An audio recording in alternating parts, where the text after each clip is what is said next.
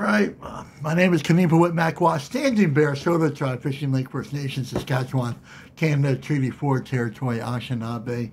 I am a 60 scoop survivor, I'm a 60 scoop survivor. I am a published author, Daily Medicine, and Whispers from the Hollow Bone, Astor Press, and I am a two-time United States swimming national champion. And just wanted to come here today. We do these little kind of short things. We do a Facebook live free seminar or event every morning, and topics come up that we want to kind of expand on that we don't quite have time to cover in the morning meditation. So one of those things that and we're just going to jump right in. So one of those things that we talk about specifically is being a good relative, making good relations, maintaining good relations, and what does being a good relative mean to you? We have to understand that our human family is not the only ones involved. It is the Earth family. That means making good relatives with relations with the standing nation, the ones that offer us breath. We want to maintain, build good relations. We want to be a good relative to them. That means we don't want to be disrespectful, right? The fish nations, the ones who take care of the water for us, who live in harmony and balance with the water, right? We have something to learn from the fish nations.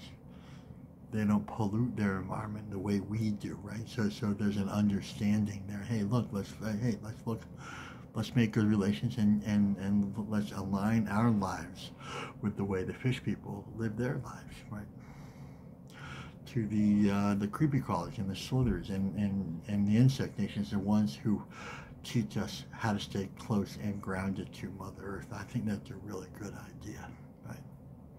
That's the medicine. These are the medicines that they carry that we have to make good relations with, both seen and unseen. That means spiritual and physical. When they stay close to Mother Earth, like the grandmother mole. Grandmother mole is close to, burrows in to Mother Earth. That is her place of safety. Let's just take a look at that for a second. Okay, Mother Earth is her place of safety, right? Is Mother Earth's humanity's place of safety?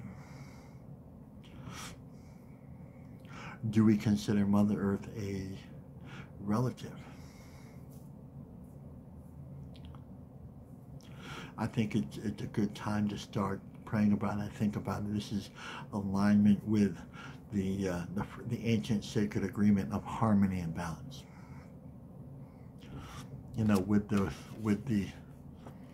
the seven grandfather, the seven grandmother. We'll just call them the seven sacred teachings. Love, humility, truth, strength, respect, honesty, wisdom.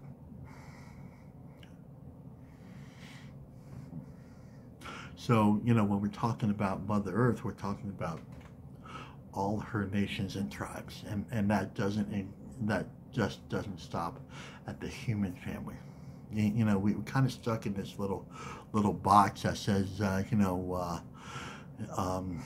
we can negotiate, right? Right.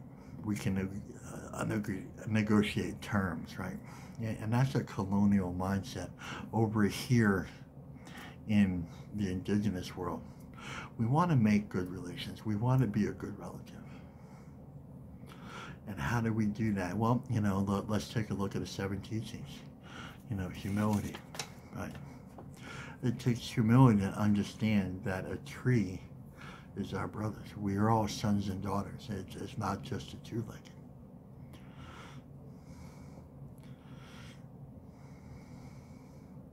It takes respect to understand that the tree nations are our brothers, sisters.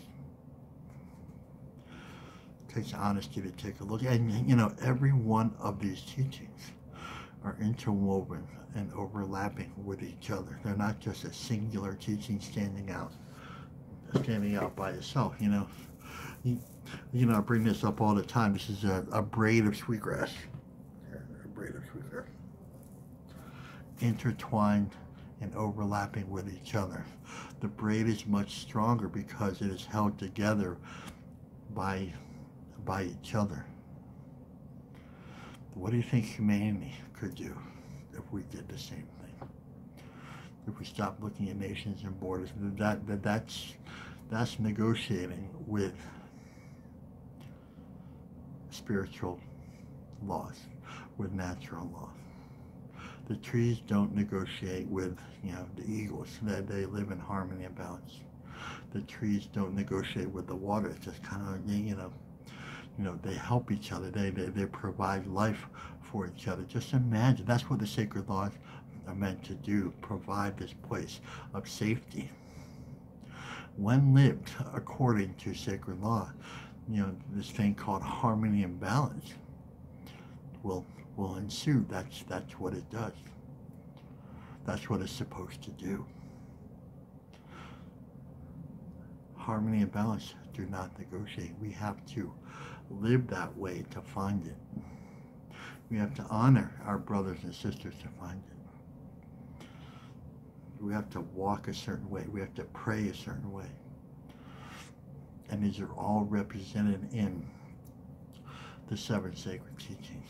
You know, and you know, when I teach this stuff, when I go out and do workshops and seminars, I always begin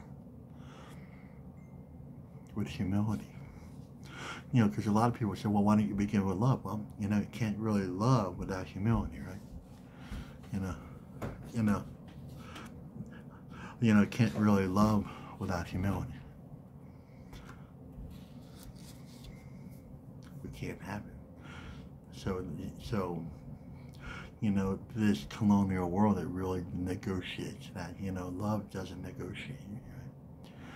Humility doesn't, the truth doesn't negotiate. Everybody's trying to be right, but nobody's near the truth. And humanity's truth is really surrounded by the 7 sacred laws. They're there to protect us emotionally, mentally, spiritually, and physically. That's what they're meant to do. So just take a few minutes and to just write down what is really important to you and what is your relationship to it. What is your relationship to that and as a relationship to the 7 sacred teachings? Like, is there humility there? Is there love there? Is there honesty, truth, wisdom, respect? You know, we don't know respect